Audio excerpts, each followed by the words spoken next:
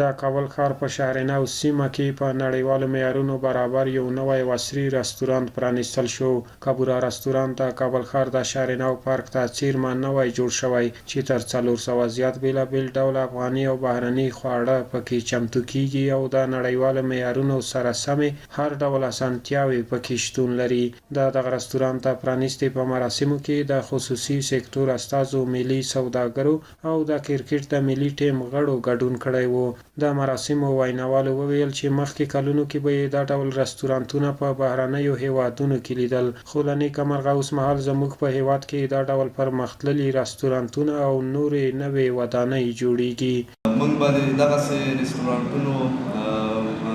دیدنونه په نورو ملکونو کې کول چې خوشبختانه اوس موږ تاسو خپله دغسې یو رستورانت لرو، دغسې سهولتونه لرو، نو دا ډیر زیات د خوشحالي ځای ده د ما لپاره هم او د ټولو افغانانو لپاره هم. او په عین حال کې په ټولو هیوادوالو غږ کوم چې دلته دغه سرمایه ګزاري شوې ده، باید دلته راشي او د دې غذا ټیسټ کړي او دا ځای له نږدې نه هم وګوري. او بیا په عین حال کې زه په نورو سرمایه ګزارانو، تجارانو، ملي تجارانو باندې غږ کوم چې خپله سرمایه دلته په افغانستان کې په کار واچوي، په هر بخش کې کوي، باید دلته خپل هیوادوالو سره وږه په وږه ودرېږي او دوی ته کار وکړي. رستورانداری یا فرهنگ رستورانداری مدرن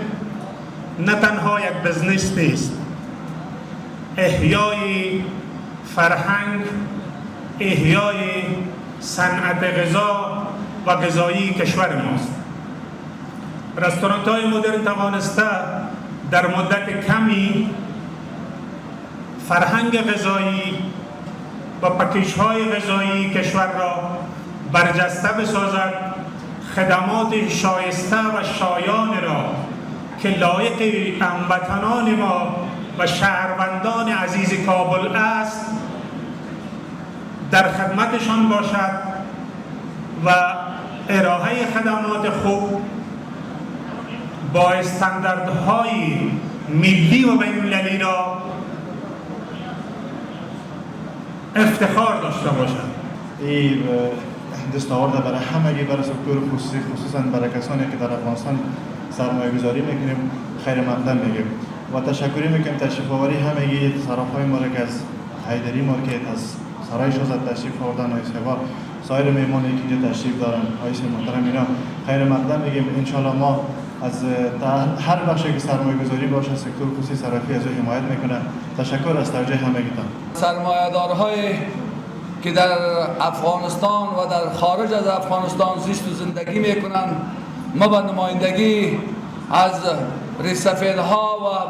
اهل خبره افغانستان تقاضای ما همی است که همچو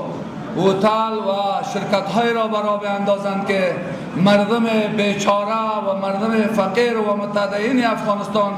کار پیدا بکنن و از کار پیدا بکنن. دا یادونه وړ ده چې په وروستیو کلونو کې د کابل ښار په آبادۍ او پرمختګ کې د کابل ښاروالۍ د مثبتو فعالیتونو ترڅنګ ملي سوداګرو او پانګوالو هم د پام وړ فعالیتونه ترسره کړي دي او د ښار په ښکلا او آبادۍ کې ښه رول ترسره کړی دی.